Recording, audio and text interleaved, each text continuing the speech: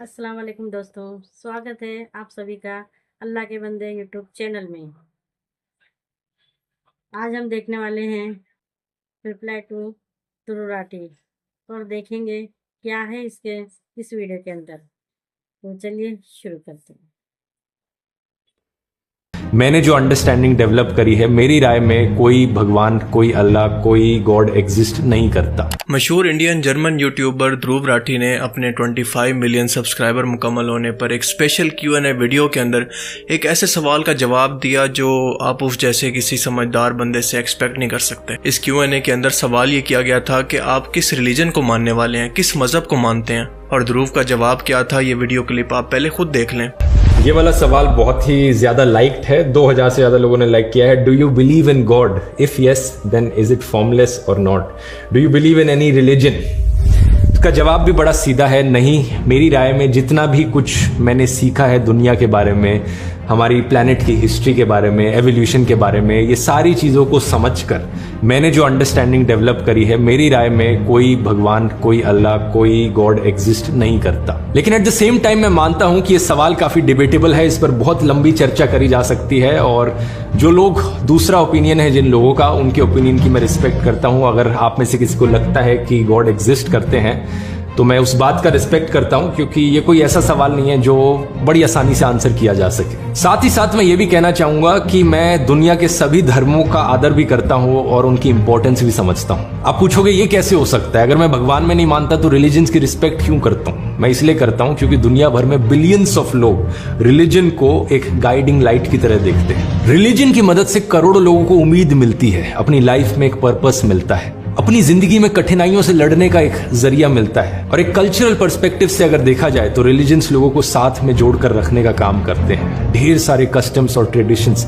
Religion से निकल कर आते हैं, जिनकी अपनी एक अहम जगह है हमारी इस दुनिया में। यही कारण है कि मैं अपने आप को एक हिंदू एथियस्ट बुलाता हूँ। ध्रुव का कहना था कि मैं खुद को एक एथियस्ट मानता हूँ, एक हिंदू एथियस्ट।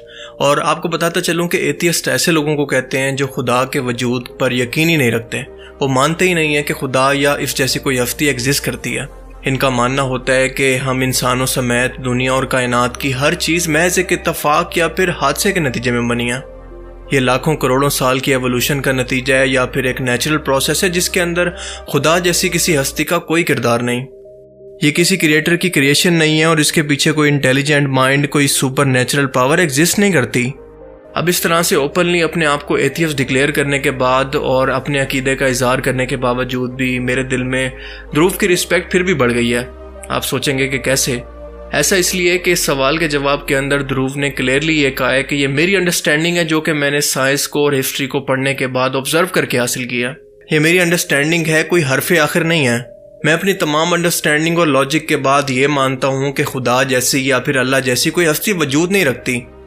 यानी मेरी अंडरस्टैंडिंग गलत भी हो सकती है। और इसके अलावा साथ साथ उसने एथिसिज्म को प्रमोट करने की भी यहाँ पर कोशिश बिल्कुल नहीं की, क्योंकि दूसरी तरफ अगर आप आज के मॉडर्न एथियस्ट देखें तो आप उनको एंटी इस्लामिक एथियस्ट कह सकते हैं, जिनका मकसद सिर्फ और सिर्फ इस्लाम को बदनाम करना होता है।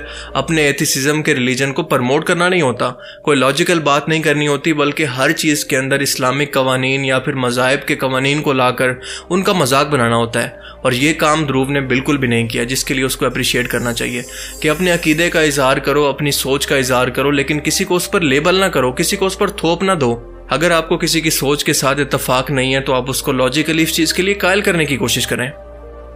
और दूसरी सबसे बड़ी वजह कि मेरे दिल में उसके लिए रिस्पेक्ट क्यों है कि वो अपनी जहालत और गुमराही से निकलकर नई चीज़ों को एक्सेप्ट करने के लिए दिमागी तौर पर तैयार हो चुका है। मिसाल के तौर पर जब भी आप किसी गैर मुस्लिम को इस्लाम की दावत देते हैं तो सबसे पहले क्या करते हैं? उसे ये साबित करना होता है कि जिस मजहब पर, जिस अकीदे पर तुम अभी तक थे वो बिल्कुल गलत है, वो दरअसल गुमराही है। सो उसको लॉजिकली कायल करने के बाद आप जाते हैं अगले स्टेप पर, यानी उसको इस्लाम के बारे में बताकर उसके लिए ज़हनी तौर पर तैयार करना, लॉजिकली इसके बारे में कायल करना। अब इस लिहाज से देखा जाए तो ध्रुव तो आधा मुसलमान तो पहले ही हो चुका है, क्योंकि वो अपने कुफर के अकीदे को तो पहले ही छोड़ चुका है। देखें, ये ज़रूरी नहीं है कि अगर कोई शख्स समझदार है, रिसर्चर है और उसके पास दुनिया जहान का बहुत सारा नॉलेज है तो दुनिया की हर फील्ड के अंदर वो एक्सपर्ट भी हो। कोई ना कोई दुनिया की फील्ड ऐसी हो सकती है जिसके अंदर वो शख्स कमज़ोर हो सकता है, उस पर उसकी ग्रिप नहीं हो सकती। उस फील्ड के बारे में उस शख्स ने ज़्यादा पढ़ा नहीं होता, उसके बारे में ज़्यादा रिसर्च नहीं की होती, और ध्रुव का मामला भी रिलीजन के मामले में बिल्कुल ऐसा ही है, यानी कंपैरेटिव रिलीजन की स्टडी, यानी दुनिया के तमाम मज़ाहिब को एक साथ पढ़ने के बाद कंपैरेटिवली उससे कोई नतीजा निकालना। अल्लाह ताला की ज़ात अपनी निशानियों से इस कदर ज़ाहिर है कि शायद कोई और ज़ात दुनिया में इस कदर ज़ाहिर हो, और उसी सेम टाइम के अंदर वो ज़ात इंसानों से इस कदर पोशीदा है, इस कदर छुपी हुई है कि शायद ही कोई ज़ात हो। और दुनिया के अंदर रहते हुए उस ज़ात को बिना देखे उस पर ईमान लाना, यही तो इंसानों का असल इम्तिहान है। देख कर तो हर शख्स उस पर ईमान ले आएगा, लेकिन ये इंसानों की आजमाइश नहीं रहेगी, फिर ये टेस्ट ही नहीं रहेगा। और अगर टेस्ट नहीं रहेगा तो ये कौन डिसाइड करेगा कि दुनिया में किस शख्स ने जहन्नुम में जाना है, जहन्नुम के किस दर्जे के अंदर जाना है, किस शख्स ने जन्नत के अंदर जाना है और किस शख्स ने सबसे आला जन्नत यानी जन्नतुल फिरदौस में जाना है। अल्लाह के, भगवान के या फिर खुदा की मौजूदगी के इस कदर लॉजिकली और साइंटिफिकली सबूत मौजूद हैं कि इनको इस एक वीडियो के अंदर एक्सप्लेन करना पॉसिबल ही नहीं है।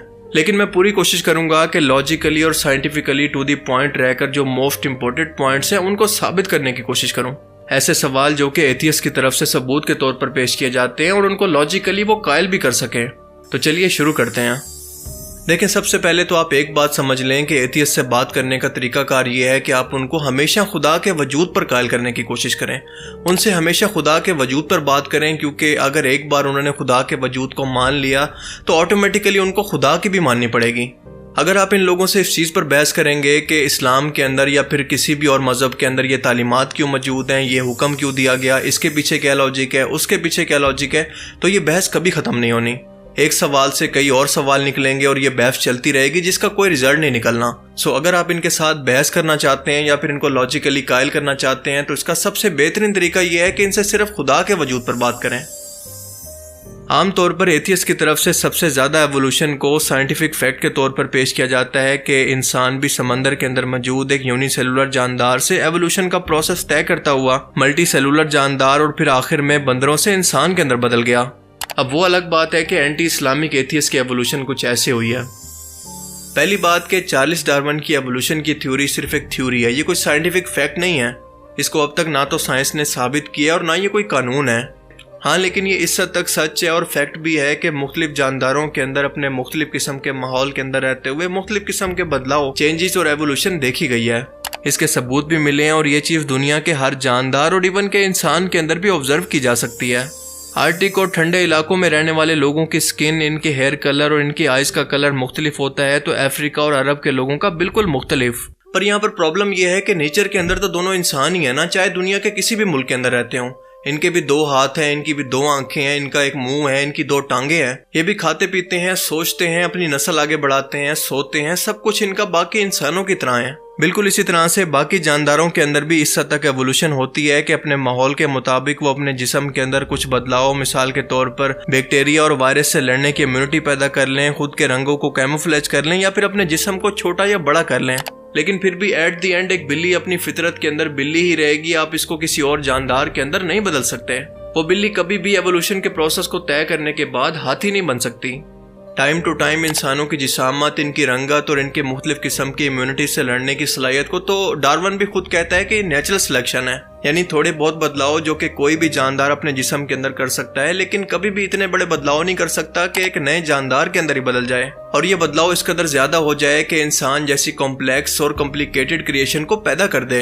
ये बिल्कुल नामुमकिन है उस वक्त तक जब तक इसके पीछे कोई इंटेलिजेंट माइंड या फिर क्रिएटर मौजूद ना हो। उल्टा इंसानों के अंदर इस तरह की एवोल्यूशन के वो हर तरह की बीमारियों से लड़ने के लिए अपने जिस्म के अंदर इम्यूनिटी पैदा कर लेते हैं और हर तरह के माहौल के अंदर, चाहे ठंडा हो, गर्म हो या फिर किसी भी तरह का माहौल हो, वहां पर सर्वाइव कर सकते हैं। इनफैक्ट इंसानी जिस्म के अंदर इस तरह की एवोल्यूशन का मौजूद होना उस इंजीनियर की, उस ज़हीन दिमाग की मौजूदगी का सबूत है।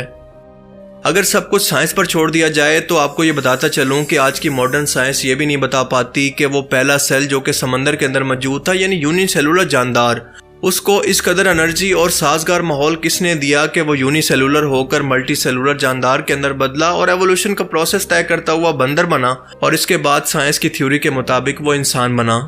इस यूनिसेलुलर जानदार के बारे में साइंस को अभी तक कुछ नहीं पता कि वो कहाँ से आया।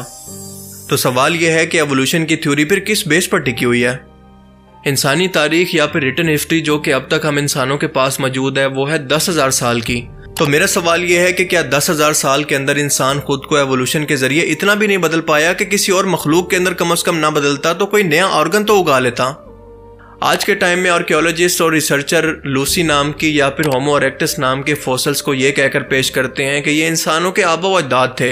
उनके ढांचों को और उनके फॉसिल्स को एवोल्यूशन के सबूत के तौर पर पेश करते हैं, लेकिन इस बात का सबूत नहीं दे सकते कि ये इंसानों के कोई रिश्तेदार थे या फिर वाकई नेचर के अंदर कोई इंसान थे जो कि कई मिलियन साल पुराने हैं और इंसानी एवोल्यूशन को साबित करते हैं। अब इस तरह के कॉन्सेप्ट का मकसद दुनिया के अंदर मौजूद तमाम मजहबों की बुनियाद यानी इंसानी तख्लीक के कॉन्सेप्ट को ख़त्म करना है कि इंसान जैसी ज़हीन और कॉम्प्लेक्स मखलूक को किसी अल्लाह, किसी भगवान या खुदा जैसी ज़ात ने खुद बनाया और इसे दुनिया के अंदर इम्तिहान के लिए भेजा है। क्योंकि एक बार आप ज़रा सोच कर देखें कि अगर लोगों के ज़हनों के अंदर ये कॉन्सेप्ट डाल दिया गया कि इंसान तो दरअसल एक नेचुरल प्रोसेस से खुद ब खुद तख्लीक हो गया, तो लोगों का यकीन खुद ब खुद ही खुदा की ज़ात पर ख़त्म हो जाएगा। आप मेडिकली तौर पर एक बार खुद ज़रा इंसान के वजूद को देखें, इसका एक एक जो फंक्शन है काम करने का, वो अपने अंदर एक अलग अलग पूरी दुनिया रखता है। और इस टॉपिक पर घंटों बात की जा सकती है क्योंकि इंसान अल्लाह ताला की क्रिएशन का क्लाइमेक्स है, क्योंकि इंसान से बढ़कर कोई कॉम्प्लेक्स तरीन और ज़हीन तरीन मखलूक इस पूरी दुनिया के अंदर और कोई मौजूद ही नहीं है। इसके जिस्म के अंदर वो खुदकार निज़ाम मौजूद है जो कि इसके बस में भी नहीं है, लेकिन दिन रात इसके लिए काम कर रहा है। दिन रात इसका दिमाग, इसका दिल, इसके गुर्दे, इसका जिगर, फेफड़े, मैदा, खून, आंतें, हड्डियां, वेंस, न्यूरोलॉजिकल सिस्टम, इसकी आंखें। अब आप जरा सोच कर बताएं कि इतना कॉम्प्लेक्स तरीन निज़ाम जो कि खुदकार तरीके से चल रहा है, भला किसी दिमाग के बगैर ये बनना मुमकिन है? क्या लॉजिकली ये खुद ब खुद बनना पॉसिबल है? आज का मॉडर्न इंसान दुनिया जहान की अगर टेक्नोलॉजी को मिला भी ले तो एक मक्खी को भी नहीं बना सकता। तो इंसान जैसी किसी क्रिएशन को बनाने के बारे में सोचना तो इसके दिमाग के बहुत परे की चीज़ है। लेकिन आज के टाइम में उसी इंसान का ये मानना है कि ये इंसान जो कि दुनिया की सबसे कॉम्प्लेक्स तरीन क्रिएशन है, ये खुद ब खुद बिना किसी क्रिएटर के बन गया। वाह! अगर एक लम्हे के लिए एथियस्ट की लॉजिक को मान लिया जाए कि इंसान का दुनिया में आना दरअसल एक कुदरती अमल था और बस एक कुदरती हादसा था, वो बस एवोल्यूशन के प्रोसेस से यहाँ तक पहुँच गया, तो मेरा ये सवाल है कि इनके मुताबिक दुनिया में इनके आने का मकसद क्या है? पैदा होना, जवान होना, बच्चे पैदा करना और इसके बाद मर जाना, क्या सिर्फ यही इनकी जिंदगी का मकसद है? और मरने के बाद क्या? अगर दुनिया के अंदर किसी ताकतवर शख्स ने किसी गरीब का हक मारा, उस पर जुल्म किया और उसको इंसाफ नहीं दिया, तो क्या इसका यह मतलब है कि वो दुनिया के अंदर भी नाकाम गया और मरने के बाद भी उसको कोई अजर नहीं मिलना? क्या इनकी लॉजिक के मुताबिक ये इंसाफ है? अच्छाई क्या है और बुराई क्या है और दुनिया के अंदर इंसानों को जिंदगी कैसे गुजारनी चाहिए कि इनको आखिरत के अंदर इसका रिवॉर्ड मिले, ये सब कुछ इंसान को रिलीजन ने ही सिखाया है, ना कि साइंस ने। बिल्कुल ऐसे ही जैसे किसी मशीन का क्रिएटर एक मशीन के साथ अपनी मैनुअल गाइड देता है कि इस मशीन को ऑपरेट कैसे करना है। अगर इसको गलत तरीके से ऑपरेट करेंगे तो ये काम करना बंद कर देगी या फिर ये ख़राब भी हो सकती है। बिल्कुल इसी तरह से इंसानों को गाइड करने के लिए किस जिस्म को किस चीज़ की ज़रूरत है और इसके साथ क्या होना है, अल्लाह ताला ने भी कई तरह की manual guides time to time इंसानों के लिए कई बार भेजी हैं। और ये आखिरी मैनुअल था कुरान पाक, जो इंसानों को ये बताता है कि इनकी ज़िंदगी का असल मकसद क्या है, इनको क्यों पैदा किया गया और क्या चीज़ें हैं जो कि इनके दिल को गुनाह से जंग आलूद कर सकती हैं और क्या ऐसी चीज़ें हैं जो कि इसको आखिरत के अंदर हमेशा का अजर देंगी। साइंस और रिलीजन दोनों इस बात पर एग्री हैं कि हमारी ये यूनिवर्स एक बड़े धमाके से फटकर वजूद में आई जिसको बिग बैंग थ्योरी कहते हैं। अब इस थ्योरी को इसलिए काबिल कबूल माना जाता है कि हम इतना ज़्यादा टाइम के अंदर पीछे जाकर इसको होता नहीं देख सकते, मगर कॉस्मिक बैकग्राउंड रेडिएशन यानी धमाके के बाद जैसे हम इसके टुकड़े बिखरे हुए देखते हैं, बिल्कुल इसी तरह से खला के ये टुकड़े रेडिएशन की सूरत खला के अंदर बिखरे हुए देखे जा सकते हैं। आज तक ये मॉडर्न साइंस इस बात का जवाब नहीं दे सकी कि इस छोटे से नुक्ते के अंदर या फिर नथिंग पॉइंट के अंदर इस कदर एनर्जी कहाँ से आई कि ये फट कर इतनी बड़ी और इस लामहदूद कायनात की शुरुआत कर देती है। और इसी धमाके के बाद हमारी गैलेक्सीज, स्टार्स और प्लैनेट्स वजूद में आए। कमाल की बात यह है कि जो धमाका सिर्फ तबाही लाता है, उस धमाके ने इतना तरतीब का निज़ाम खड़ा कर दिया कि हर एक स्टार्स, गैलेक्सीज और सियारे सिर्फ अपने अपने मखसूस रास्तों पर ही घूम रहे हैं, वहाँ से बाहर नहीं निकल सकते। क्या ये सब कुछ इत्तफाक है? इस कोइंसिडेंस या इत्तफाक की प्रोबेबिलिटी है बिल्कुल ज़ीरो। आप इसको ऐसे समझ लें कि आपके पास 100 के करीब डाइस या छक्के मौजूद हैं और हर बार आप इसको उछाल कर ये चाहते हैं कि हर एक छक्के पर या फिर हर एक डाइस पर सिर्फ 6 नंबर आए। तो क्या ये पॉसिबल है? बिल्कुल इसी तरह से हमारी इस कायनात का एक धमाके से बन जाने का मतलब भी ये है कि इस प्रोबेबिलिटी को हम सच मान लें। और बिल्कुल इसी तरह से एक धमाके के बाद एक तरतीब वाली कायनात का वजूद में आ जाना दरअसल इसके खालिक की तरफ इशारा करती है। हमारी ये कायनात इस खालिक की मौजूदगी का सबसे बड़ा सबूत है। इसके अलावा इंसानों के रहने के लिए एक ऐसी जगह बनाना जो कि ना ज़्यादा गर्म और ना ज़्यादा ठंडी, इंसानों के रहने की उस ज़मीन को सूरज से सिर्फ इतने फासले पर रखना कि सूरज की सिर्फ रोशनी और कुछ हीट ही वहाँ पर पहुँच सके, और इन इंसानों को सूरज की हार्मफुल रेडिएशन से बचाने के लिए ज़मीन के गिर्द कुदरती इलेक्ट्रोमैग्नेटिक फील्ड को पैदा करना, ओजोन लेयर हो या फिर ज़मीन का अपना एनवायरनमेंट हो, ज़मीन पर सांस लेने के लिए ऑक्सीजन हो या फिर चांद की रात के अंदर मौजूदगी, जानवरों और पौधों का पैदा करना हो जिनकी लाखों मखलूक़ात ज़मीन पर बसती हैं। क्या ये इत्तफाक है? अगर ये सब कुछ वाकई इत्तफाक है तो कई दहाइयों से ज़मीन से बाहर कई ज़मीनों पर इंसानी वजूद को तलाश करने की कोशिश के अंदर अब तक हमें कुछ मिला क्यों नहीं? ज़मीन की और सोलर सिस्टम की रोटेशन और पूरा निज़ाम जो कि सूरज को लेकर घूम रहा है, ये सब इंसानों के लिए इमेजिन करना भी मुश्किल है। यानी उस खालिक ने चुनकर इंसानों को ज़मीन पर आबाद किया। अफसोस का मकाम यह है कि बरसगीर पाको हिंद के अंदर जिस तरह से इस्लाम का मफशुदा चेहरा दरबारों की सूरत में और पीरी मुरीदी की सूरत में गैर मुस्लिमों के सामने पेश किया गया, शायद ही कोई गैर मुस्लिम हो जो कि इस तरह के इस्लाम को स्टडी भी करना चाहे या फिर इससे मुतासिर भी हो सके, क्योंकि गैर मुस्लिम इस तरह की रस्मों को देखकर इसको बाकायदा इस्लाम का हिस्सा समझ लेते हैं। वो इस्लाम को समझने की कोशिश ही नहीं करते। इसलिए ध्रुव राठी से इतना कहना चाहूँगा कि सबसे पहले कंपैरेटिव रिलीजन की स्टडी करें और इसके बाद जब कोई नतीजा निकाल लें तो उसके बाद इस्लाम को स्टडी करें। इस्लाम को समझने के लिए इसकी तालीमात को यानी कुरान को देखें, ना कि किसी मुसलमान को। वैसे तो इस टॉपिक पर घंटों में दलाइल के साथ बात कर सकता हूँ, लेकिन अपनी वीडियो का एंड में इस बात से करूँगा कि साइंस जिसको एथियस्ट अपना सबसे बड़ा भगवान मानते हैं, उस साइंस के मुताबिक ये एथियस्ट हमारी ज़मीन के 50% लैंड के बारे में नहीं जानते, हमारे समंदर के बारे में 5% से ज़्यादा नहीं जानते और हमारी स्पेस के बारे में तो 1% से भी ज़्यादा नहीं जानते। हाँ, लेकिन इनको एक बात कन्फर्म है कि खुदा मौजूद नहीं है। अब ऐसे लोगों की अकल पर मातम ना करें तो और क्या करें। खैर, मेरी दुआ है कि अगर अल्लाह ताला ने इनके नसीब के अंदर हिदायत लिखी है तो इनका दिल इसकी तरफ मोड़ दे। हम तो इनके लिए बस दुआ ही कर सकते हैं, क्योंकि हिदायत तो सिर्फ अल्लाह ताला की तरफ से मिलती है और इंसान तो सिर्फ वसीला ही बनते हैं।